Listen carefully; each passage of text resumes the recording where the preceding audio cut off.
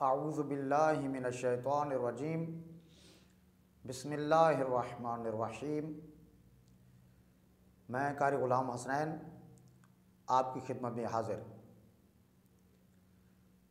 अल्लाह के फ़ज़ल व करम से हमने सिलसिला नमाज की तस्हीह को शुरू किया हुआ है।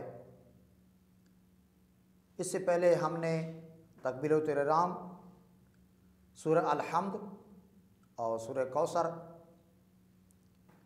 आपके सामने बयान कर दिया है कि कैसे पढ़ना है, और नमाज के अंदर सूरह अल-हम्द, सूरह कौसर की क़राअत कैसे करनी है। आज जिस सूरत को हम शुरू करने जा रहे हैं वो सूरत है सूरह तौहीद। बिस्मिल्लाहिर्रहमानिर्रहीम।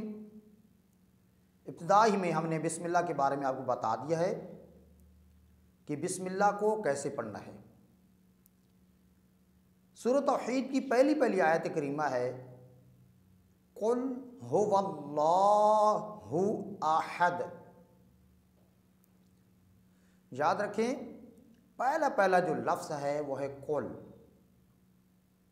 कुल यानी कह दो, कौफ को मोटा पढ़ना है। अगर हम काफ की कुल के साथ पढ़ेंगे तो वहाँ पे उसका माना बनेगा खाओ के, कुल। लेकिन अगर हम दो नुक्तों वाली कौफ की बात करें, इसका मतलब है कह दो। इसलिए ज़रूरी है कि कौफ और काफ को, इन दोनों को पढ़ने में दिक्कत और कोशिश करनी चाहिए कि कुल पढ़ने के बजाय कुल न पढ़ा जाए। क्यों? इसलिए कि अगर हम कुल को कुल पढ़ेंगे तो माना बदल जाएगा। कौफ नरम तालु से और मोटा पढ़ना है। कुल हुवल्लाहु। इससे पहले हम हा के बारे में बता चुके हैं, लेकिन फिर भी बता देते हैं कि हा को सीने के करीब वाला मकाम और हल्क की इब्तिदा, जिसे अक्सर हल्क कहा जाता है, वहाँ से हा अदा करना है। हा नहीं पढ़ना, हा पढ़ना है। कुल हुवल्लाह। आगे है वल्लाह में लाम जलाला भी कहते हैं, अल्लाह का नाम है। अल्लाह के नाम से पहले चूंकि हर्फ पे ज़बर है इसलिए इसको मोटा पढ़ेंगे, हुवल्लाहु। ध्यान रखें कि हा को हा नहीं पढ़ना, यानी ऐसे नहीं पढ़ना कुल हुवल्लाहु, इससे माना भी बदल जाएगा। और हा के तलफ़ुज़ को हा पढ़ के हमने आयत करीमा को, आयत करीमा के अंदर हमने गलती की। तो लिहाजा क़राअत में जब सूरह अल-हम्द के बाद सूरह तौहीद पढ़ी जाए तो पहली आयत करीमा की कौफ को मोटा और हा को भारी और अल्लाह हो को भी हमने भारा और मोटा पुरहुजम पढ़ना है और अक्सर हल्क से अदा करना है। अगला है अहदुन। अहदुन लफ्ज़ है अहदुन की दाल की तनवीन के साथ, और हा को वस्त हल्क से अदा करेंगे। हा को भारी और हा को पतला पढ़ेंगे। हा, इसको छोटी हा कहा जाता है, जबकि हा को बड़ी हा कहा जाता है। तो वस्त हल्क से अहदुन है। वक्फ के कवायद के पेश नज़र दाल को साकिन कर देंगे तो बन जाएगा कुल हुवल्लाहु अहद। अल्लाह के नाम पर चूंकि अल मद्दी है तो हरकत बराबर लंबा करेंगे। इस आयत करीमा में सिर्फ एक हर्फ मद्दी आया है। अगली आयत है अल्लाहु समद। अल्लाह, यहाँ पे भी अल्ले मद्दी है और लाम अल्लाह है। इससे पहले हमजा पर ज़बर है, पुरहुजम पढ़ेंगे और मोटा पढ़ेंगे। अरबी में कहते हैं इसको तगलीज़ पढ़ना, ता गैन लाम या वा, तगलीज़। तगलीज़ का जो माना है वो है ताज़ीम। ये लफ्ज़ तगलीज़ सिर्फ अल्लाह के लाम के बारे में है, हर लाम के बारे में नहीं है। मुख्तसर अल्लाह के लफ्ज़ को पुरहुजम और मोटा पढ़ेंगे, सानियन 2 हरकत के बराबर लंबा पढ़ेंगे।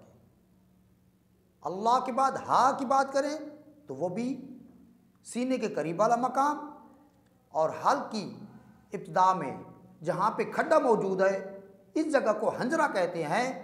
यहाँ से हमज़ा और हा अदा होते हैं, तो अल्लाह का जो हमज़ा है वो भी हंजरा से अदा करना है, और अल्लाह हो का जो हा है इसको भी हल्की इब्तिदा से ही अदा करेंगे। अज़ीज़ान गिरामी, उसके बाद है अस्समदो। अस्समदो सौद सीन, सीन को बारीक पढ़ते हैं, सौद को पुरहुजम और मोटा पढ़ते हैं। ये कब मोटा होगा? तब जब हम ज़ुबान की जड़ को बुलंदी की तरफ उठा के पढ़ेंगे। अल्लाहु समद। याद रहे कि दोनों आयत करीमा जो मैं बयान कर चुका हूँ उनके एंड पे दाल आया है। इस दाल को जब हम साकिन करेंगे तो जुम्बश देंगे, हिला के पढ़ेंगे। अरबी में इसको कहा जाता है कलकला, उर्दू में कहा जाता है जुम्बश देना, हिलाना। अल्लाहु समद, दाल पे कलकला और जुम्बश दे के पढ़ेंगे। उससे आगे है लम यलिद। जैसे भी मैंने पढ़ा है लम यलिद, इस तरह इसको नहीं पढ़ना। यह है लम यलिद। समझाने के लिए थोड़ा सा मैं फासला दे के समझाता हूं ताकि आपको समझ आ जाए, वगरना सही करात लम यलिद ना कि लम यलिद। फासला हरगिज़ नहीं देना। लम को लम पढ़ना है, लाम नहीं पढ़ना। लम को लम पढ़ना है, लामा नहीं पढ़ना। लामा, लमे, लमो, मीम साकिन है ना कि मुतहरिक, तो साकिन को मुतहरिक करना मुनासिब नहीं है। यलिद, यहाँ पे भी इस यलिद के लाम के बाद दाल साकिन है, यहाँ पे कलकला करेंगे। लम यलिद, कलकला यानी हिलाना है। क्यों? इसलिए कि कहीं ऐसा ना हो कि हम दाल के पढ़ने के बजाय मुतज़ाद हर्फ ता ना पढ़ा जाए। दाल को दाल पढ़ना है ना कि ता पढ़ना है। ऐसा नहीं है कि हम पढ़ें लम यलित तो ये माना इसका बदल जाएगा, लफ्ज़ भी दुरुस्त नहीं होगा। तो इस आयत करीमा में लम यलिद की दाल का तलफ़्फ़ुज़, दाल को नरमी से, मगर यह है कि अगर शिद्दत पैदा करेंगे लिद्द तो ये भी ठीक नहीं होगा। तवस्सो से पढ़ेंगे लम यलिद। आगे वलम यूलद। आम तौर पे गलती हो जाती है, बाद दोस्तान वलम युलद पढ़ते हैं, जैसे कि लम यलिद पढ़ते हैं। वो ख्याल करते हैं कि अगला लफ्ज़ भी ऐसी है तो उसको भी शार्ट कर देते हैं, बजाय इसके कि यू या पेश व यू वो मद्दा को लंबा करें पढ़ते हैं और मिस्टेक करते हैं, गलती कर जाते हैं, वलम युलद पढ़ जाते हैं। अज़ीज़ान गिरामी, गौर और खौज करें कि पहली आयत की इब्तिदा में जो पहला लफ्ज़ है वो है लम यलिद, और आयत के अगले हिस्से या आखिरी इस आयत करीमा का लफ्ज़ है वलम यूलद।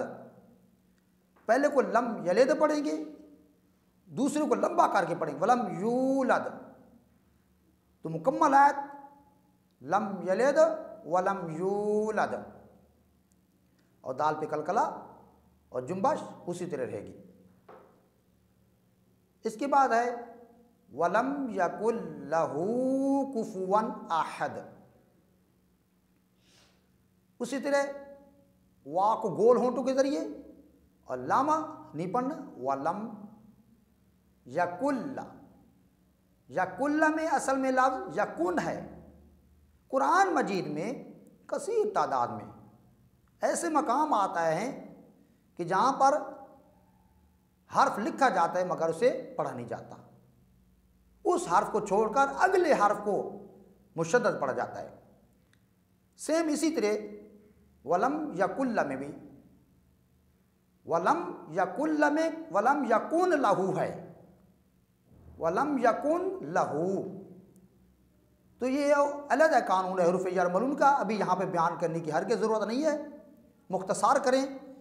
हमने यहाँ पर वलम यकुल लहू पढ़ना है, लाम की शिद्दत पढ़नी है, ना कि नून का सकून पढ़ना है। ऐसा हरगिज़ नहीं पढ़ना वलम यकुन लहू। तो कुन की नून को छोड़कर हम लाम को पढ़ेंगे, वलम यकुल लहू। और आपको इल्म होना चाहिए कि हू को दो हरकत के बराबर खींचेंगे। क्यों? इसलिए कि यहाँ पर भी एक हर्फ मद्दी मौजूद है और वो है वाव मद्दी। हर्फ मद्दी के बारे में तफसील से इससे पहले मैं बता चुका हूँ, हर जगह बार बार तफसील करने की ज़रूरत हरगिज़ नहीं है। मुख्तसर हू असल में हा पेशवा हू है, तो यहाँ पे वाव मद्दी है। कुफुवन अहद, कुफुवन अहद। आमतौर पे गलती हो जाती है, कुफवन अहद पढ़ते, कोफोवान पढ़ते हैं। मुमकिन है कि बाज़ लुगात में कोफोवान भी दुरुस्त हो, कुफ अन भी हो, कुफ वन भी हो, लेकिन हम आपको एक बात के बारे में तंबीह करेंगे कि जो कुरान मजीद पे लिखा हुआ है क़राअत में भी ऐसे ही पढ़ें। कुफुवन अहद, कुफुवन अहद। अहद की बात हम पहले कर चुके हैं। इसकी दाल की बात करें तो जैसे हम पहले बता चुके हैं कि दाल पे कलकला और जुम्बश देंगे। अल्लाह के फजल करम से हमारी ये सूरत कंप्लीट हुई। मैं इस सूरत की दोबारा से आपके सामने तिलावत कर देता हूँ। बिस्मिल्लाहिर्रहमानिर्रहीम। कुल हुवल्लाहु अहद अल्लाहुस्समद लम यलिद वलम यूलद वलम यकुल लहू कुफुवन अहद। आज के सबक में हमने सूरह तौहीद के तलफ़्फ़ुज़ को सही पढ़ने की सादत हासिल की है। उम्मीद वासे करता हूँ इंशाअल्लाह ताला आप भी मेरे इस दर्स को समझेंगे और बाद में प्रैक्टिस करेंगे। याद रहे कि कोई भी दर्स क़राअत व तजवीद में सुनने के बाद उसे दोहराया जाए तो तब इंसान उसको सीख सकता है। बाज़ चीज़ें होती हैं जो इंसान सिर्फ ज़हन में बिठाने के लिए काफ़ी होती हैं कि बात ठीक है ज़हन में आ गई, और बाज़ चीज़ें होती हैं उनको अमलन भी इजहार करना होता है। तो चूँकि कुरान मजीद ये अल्लाह की कलाम है और हम अजम हैं, हम अरब नहीं हैं, हमारे अंदर लग़ज़िशें और कोताहियाँ होती रहेंगी, लेकिन दूर करने की कोशिश करनी चाहिए। उम्मीद है इंशाअल्लाह ताला आप इसको समझेंगे और मेरे दर्स को इंशाअल्लाह समझ के फिर पढ़ेंगे और आपकी क़राअत दुरुस्त हो जाएगी। जब क़राअत दुरुस्त होगी नमाज हमारी दुरुस्त हो जाएगी। जब हमारी नमाज दुरुस्त हो जाएगी तो गोया कि हमने खुदावंद आलम की बारगाह में हम सुरखरू हो गए। वस्सलामु अलैकुम व रहमतुल्लाहि व बरकातुहू।